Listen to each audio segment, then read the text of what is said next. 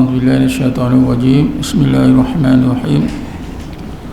Alhamdulillahil qail ala inna awliya Allahi la khawfun 'alaihim wa la hum yahzanun alladzina amanu wa kanu yattaqun. Wali Allah, kedudukan wali Allah dan peranannya. Kalimah wali Allah memang disebut oleh Allah dalam Quran, disebut juga oleh Allah dalam hadis Qudsi, disebut juga oleh Rasulullah SAW.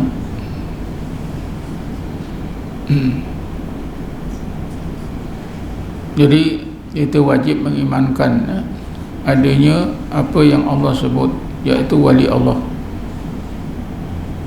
Cuma kita perlu mempunyai ilmu dan kepahaman yang cukup mengenai wali Allah, supaya kita tidak terkeliru. Orang yang bukan wali kita anggap wali. Ramai orang-orang Islam yang terkeliru, bukan wali dianggap wali, sehingga orang gila pun dianggap wali. Orang-orang yang sesat pun dianggap wali, dijadikan guru, diikuti sampai mati. Ini merugikan kita. Jadi wali itu memang ada, disebut oleh Allah dalam Quran. Antaranya tadi saya bacakan dua ayat dari surah Yunus, ayat 62 dan 63 Bismillahirrahmanirrahim. Ala inna awliya Allahi la khawfun alaihim wa la hum yahzanun. Ketahuilah, sesungguhnya para wali Allah. Wali Allah ni bukan seorang, ramai. Awliya ramai. Sesungguhnya, ketahuilah sesungguhnya para wali Allah itu la khawfun alaihim, tidak ada apa juga rupa yang menakutkan. Apa juga tidak ada yang menakutkan. Apa-apa pun, artinya tak ada apa yang boleh menakutkan para wali Allah.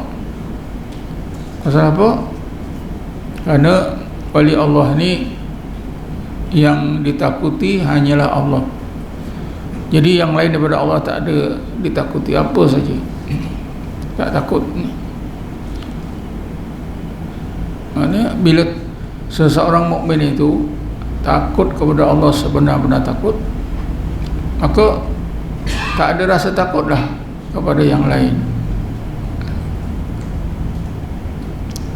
Saya pernah ceritakan di sini, Hasan Basri satu hari dia nak pergi ke Mekah. Kebetulan ada seorang hamba Allah berjalan seorang, jadi dia pun minta izin lah supaya menjadi teman, sama-sama berjalan menuju Mekah. Sampai satu tempat, tiba-tiba beberapa ekor serigala muncul. Hasan Basri takut, lari. Tapi hamba Allah yang diikuti itu tidak lari, diam saja. Diperhatikan dari jauh oleh Hasan Basri, serigala itu tidak apa-apakan, cuma berkeliling-keliling. Lepas tu serigala itu lari pergi ya. Jadi Hasan Basri tanya, kenapa serigala itu tidak mencederakan, tidak usik Tuhan? Jadi kata orang ini, begitulah, kalau kita takut kepada Allah sebenar-benar takut, yang lain daripada Allah pun akan takut kepada kita. La khawfun alaihim wa la hum yahzanun, dan mereka tidak akan berduka cita. Kerana duka citanya hanya pada Allah. Kalau Allah jauhkan rahmatnya. Yang lain itu tidak ada duka cita. Ya, kerana itulah maka orang yang paling bahagia hidup di dunia ini ialah wali Allah. Rasa takut tak ada, susah tak ada. Jadi orang paling bahagia lah. Wali Allah tu manusia paling bahagia. La khaufun alaihim wa la hum yahzanun. Kereta ni macam-macam yang menakutkan kita. Letak kereta keluar tu pun bimbang. Itu takut lah. Selipar kita pun kita bimbang. Jangan-jangan ni selipar baru, lagi mahal, lagi bimbang. Wali Allah tak ada. Tak ada rasa takut, tak ada rasa bimbang, tidak ada rasa duka cita. Maknanya apa? Bahagia lah. Orang paling bahagia, manusia paling bahagia. Sebab itulah kebahagiaan tu kebahagiaan hati,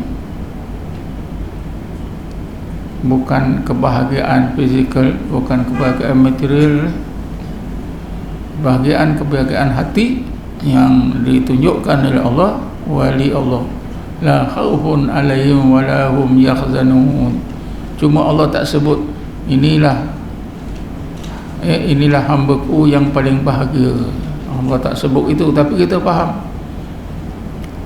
Dari mana kita faham? Kalimah-kalimah itu sendiri, lafaz-lafaz itu sendiri. La khaufun alaihim wa la hum yahzanun. Tentulah bahagia. Tentulah orang yang paling bahagia di dunia dan di akhirat. Sebab itu Allah sebutkan pada ayat yang ke-64, lahum busra fil hayatid dunya wa fil akhirah. Lahum, bagi wali itu, ada berita, ada perkhabaran yang sangat menggembirakan, menyukakan hati untuk hidup di dunia dan di akhirat. Di dunia pun mereka dah diberi keyakinan oleh Allah sehingga mereka gembira, suka gembira. Di akhirat pun sama saja. Biasanya kalau disebut busra, lahum busra fil hayatid dunya wal akhirah. Busra ni bersyinra, busra, berita yang benar lagi menyukakan, menggembirakan hati. Kenapa berita benar? Datangnya daripada Allah, menyukakan hati. Pasal apa suka hati? Karena berita yang benar ini mengandungi janji, dan janji daripada Allah penuh rahmat, penuh nikmat. Antaranya apa? Surga. Misalnya, wa basyiril ibad, ya Muhammad, sampaikanlah berita yang menggembirakan untuk hamba-hambaku. Apa dia? Jannatu adnin yadkhulunaha wa man salaha min abaihim wa azwajihim wa dhurriyyatihim wal malaikatu yadkhuluna alaihim min kulli bab. Antara berita yang benar menggembirakan hati ini ialah surga yang Allah janjikan. Yang Allah janjikan kepada wali-wali Allah, apa dia? Jannatu adnin. Mereka akan masuk ke sana. Bukan seorang-seorang. Wa man salaha min abaihim wa azwajihim wa dhurriyyatihim. Ramai.